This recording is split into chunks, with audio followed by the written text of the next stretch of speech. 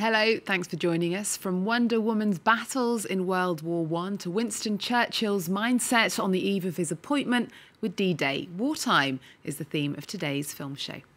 I'm looking for someone to run the new SS intelligence unit. Intelligence requires organization and industry. No one will work harder than me, and no one will be more organized.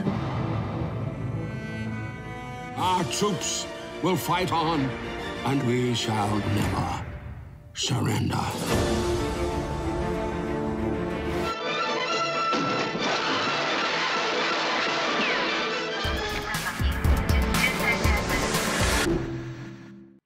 And starting with the release of the month, Wonder Woman, directed by Patty Jenkins. It's the first female-led superhero flick since Catwoman in 2004. It's said to have the most powerful opening scene in comic movie history. Here's the actress, Gal Gadot. She's everything. She can be vulnerable and sensitive and the greatest warrior ever, and strong and confident and confused. Like, she can be all of the above.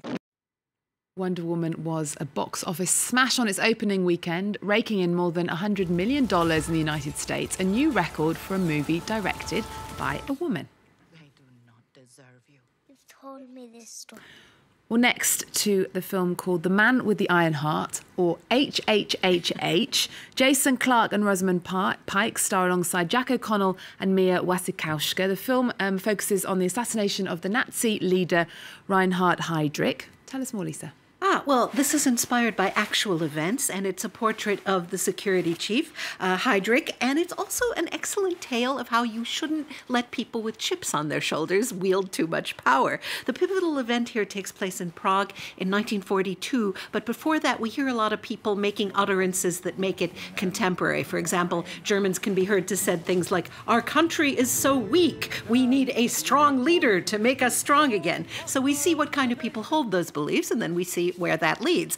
Heydrich chaired the Wannsee Conference, which was a brisk meeting of Nazi brass at which the contours of the final solution were laid out. And it is blood-chilling because he speaks of exterminating 10 to 12 million people in the same tone of voice in which you'd say, we need more folders, or could you bring me some coffee? The French title is never really explained in the movie, but HHhH refers to the fact that Heydrich was Himmler's right-hand man, so those both start with H. I don't speak German, but apparently the four words that begin each word in that expression translates as Himmler's brain is called Heydrich.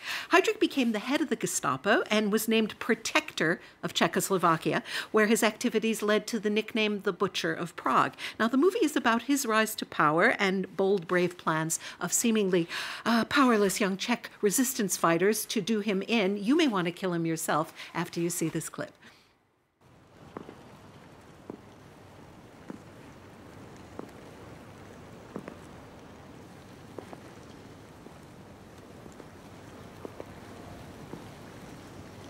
All Jews will be required to immediately report to the nearest police station and required to wear a distinctive symbol testifying to their race. All Czech resistance organizations will be destroyed and dismantled without mercy. An impressive story and a great cast. Is it worth seeing? I really enjoyed it. You can argue that it's old-fashioned, but it's impossible to watch it without asking yourself, what would I do under comparable circumstances? You can have weapons, but are those weapons going to work? You can trust your comrades, who may or may not be trustworthy. You can be presented with methods of torture that seem to require a stronger term than the word torture. Jason Clarke, I think, is excellent as Heydrich, which is a far cry from his roles. You may recognize him from Everest or the most recent Planets of the Apes. And I think that the actress Rosamund Pike can probably do no wrong. You may know her from Gone Girl or In Education, and it's ironic that here she plays a Hitler-worshipping white supremacist when just a few months ago here in France she was on screen as the real-life Ruth Williams, who challenged racism by marrying King Seretse Khama of Botswana in a United Kingdom. And by the way, had Heydrich lived longer, his next assignment was going to be Paris, France. Wow, okay. Well, war seems to be a theme this week. Our next film is called Churchill. Brian Cox plays the British Prime Minister, giving us a snapshot of his state of mind on the eve of the D-Day landings. Do we meet the man in all his drinking, smoking and swearing glory? Yes, all those signposts are very much in evidence. You can even add a bow tie in situations where most men today probably wouldn't wear a bow tie. I enjoyed it, though. It is very old-fashioned, as is Brian Cox's performance, but it all works because it's about things that have sort of fallen by the wayside in the last 7 decades, which is men of experience making weighty decisions based on what they know and being able to be empathetic and pragmatic, and also people who believe in the power of language to unite a nation. The men who planned and led the D-Day landings, Operation Overlord, 73 years ago, were themselves veterans of battle, and they were never cavalier. Everyone from the King of England on down understood that you were going to be sending men to their deaths, but that the Nazis had to be defeated. In short, it's a very, very far cry from, say, Donald Trump saying, well, we have all these nuclear weapons and we've paid for them. Why aren't we using them? We're not using them because they're nuclear weapons. That would be bad. So in 1944, Winston Churchill was reluctant to launch D-Day because he still felt bad from things that went awry in World War I, such as the Battle of Gallipoli, and he was extremely uncomfortable with sending more young men to their deaths, which is what General Eisenhower and Field Marshal Montgomery were planning to do. We're shown a giant of a man. He's plagued by doubt. He's felled by depression. He feels sidelined. All of this may or may not be true. Let's take a look at a testy conversation between Eisenhower and Churchill. What if you get shot? I've been in wars before. You're the sitting prime minister. We can't risk your life. You're asking 250,000 young men to risk theirs. That's their job. It's not yours. If you want me to submit to this unconscionably dangerous plan, the least you can do is let me lead my men into battle. I will not sit back in London with my paws crossed, listening to them being mown down by German bullets on the wireless. I shall go with them. I shall share their fate. Don't ask me to host your goddamn amateur theatrics. There's a war on. They seem very impressive characters. How do they compare to today's politicians? Well, back then, an expression like "there's a war on," everyone understood what that meant, and everyone was sort of pulling in the same direction. I think in modern democracies, I mean, there are wars on as we're speaking, but it's a minor inconvenience unless you happen to be in the military or a loved one does. And the power of oratory really contributed to the war effort. The importance of language was understood. No one was going to make a casual statement like, we need to go kick some Nazi ass, you know? The very idea of Churchill tweeting, had cell phones and Twitter existed back then, is almost impossible to imagine. Wait, something's coming in.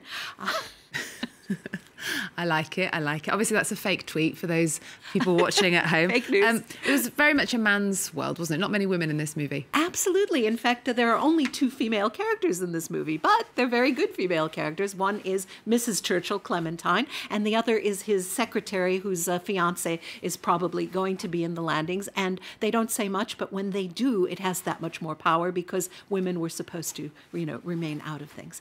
We're next to a South Korean film. It's called The Day After. It's not exactly about a war. You could just potentially say a domestic war. A wife suspects her husband of cheating on her and confronts him. It was in competition at Cannes. Tell us more. Well, it's about adultery, and it manages to put a new spin on it. A young woman has a hell of a first day at work in this deceptively small black and white relationship drama. So the story is layered in time, so we don't completely understand what's going on at all times. We're sort of kept off kilter, but it's about the habits of a man who runs a small publishing house, and he's aroused his wife's suspicions that he may be having an affair, presumably with his secretary. And the music we're hearing, I'm told, was composed by the director, too. He gets up to eat noodles in the middle of the night and prevaricates about tenses when she confronts him because he was having an affair, but they've since broken up. A woman who aspires to be a writer and who admires his work comes to work for him, and her first day at the office, she's mistaken for the mistress by the wife. wife, if you can follow all that. There's a lot of drinking and wailing and talking in rooms, and it's surprisingly effective. The story has extra layers of resonance when you know something about the director's personal life, doesn't it? Well, since I'm always behind on celebrity gossip, for example, have you heard that Nicole Kidman and Tom Cruise may be on the brink of divorce? I had no idea while watching the film on May 22nd in Cannes that the real-life director has left his wife for the actress who plays the young woman whose first day on the job it is. So in retrospect, yes, there's resonance galore, but I enjoyed it even though I didn't know any of that. Okay, well, we're wrapping up with the re-release of the British director John Boorman's thriller Point Blank. Does this classic thriller still have the same menace and intrigue it had in 1967? It was remarkably daring because it brought sort of European notions of filmmaking to the U.S. 50 years ago, and I think it holds up really well. Lee Marvin plays a criminal who is shot and left for dead by some criminal associates, and he's on a relentless mission to get back the money that's owed to him, which a guy ran off with, along with Lee Marvin's wife. He has memory glitches, he has a gun. It's a very potent combination, and Angie Dickinson is almost unbearably sexy in that late 1960s way, as most of us do when we're owed money.